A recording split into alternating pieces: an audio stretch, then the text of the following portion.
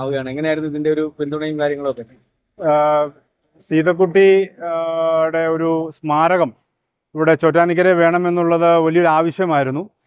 അപ്പോൾ ഇപ്പോൾ 3 വർഷമായി സീതക്കുട്ടി പിടിച്ചിട്ട്. അപ്പോൾ അതുമായി ബന്ധപ്പെട്ട് ഇതിനെക്കുറിച്ച് ആലോചന നടത്തുകയും എങ്ങനെ വേണമെന്നതിനെക്കുറിച്ച് ഒരു സംഘാടക സമിതി വിളിച്ചു ചേർത്തു. MLAയും പഞ്ചായത്ത് പ്രസിഡന്റ് പഞ്ചായത്ത് കമ്മിറ്റിയും ഒക്കെ ചേർന്ന് വിളിച്ചു ചേർത്ത് ഇതിനെക്കുറിച്ച് ആലോചന വെച്ചു, ഒരു സ്മാരകം വെക്കണതിനെ കുറിച്ച്. അപ്പോൾ അങ്ങനെ വന്നപ്പോഴാണ് ഒരു പ്രതിമ ഏറ്റവും ഉചിതമായിരിക്കും. അത് ചോറ്റാനിക്കരയുടെ കവാടത്തിൽ തന്നെ സീതക്കുട്ടിയുടെ ഒരു പ്രതിമ വെക്കാം എന്നതിനെക്കുറിച്ച് വരികയും, ഞങ്ങൾക്ക് നേരിട്ട് ഏറ്റവും വലിയ പ്രശ്നം എന്ന് വെച്ചാൽ ഈ സ്ഥലം ഒരു PWDയുടെ പുറമ്പോക്കായി കിടക്കുന്ന ഒന്നാണ്. അതിൻ്റെ ഒരു ചെറിയ ടെക്നിക്കൽ ഇഷ്യൂസ് ഞങ്ങൾക്ക് ഉണ്ടായി.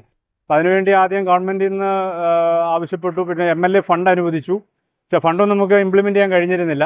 കാരണം ഇതിൻ്റെ ലാൻഡിൻ്റെ ലീഗൽ പ്രോബ്ലംസ് വന്നതാണ്. പക്ഷേ അവിടെയാണ് ഏറ്റവും അത്ഭുതകരമായ മറ്റൊരു ഇടപെടൽ.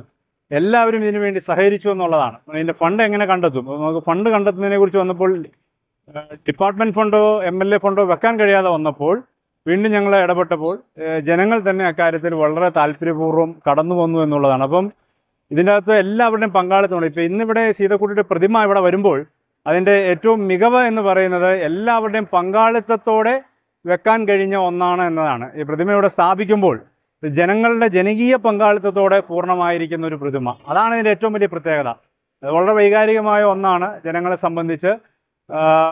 കാരണം സീതക്കുട്ടി എന്നത് ഒരു ആന എന്ന നിലയിൽ ജനങ്ങൾക്ക് അവരത്രമാത്രം ചേർത്ത് നിർത്തിയ ഒന്നായിരുന്നു. അത് ഏതെങ്കിലും ഒരു ജാതി മതത്തിനൊക്കെ അതീതമായ ഒന്ന്, ഒരു വൈകാരികമായ ഒരു മുഹൂർത്തമായിരുന്നു ഇന്നത്തെ ഈ പ്രതിമ അനാച്ഛാദനം.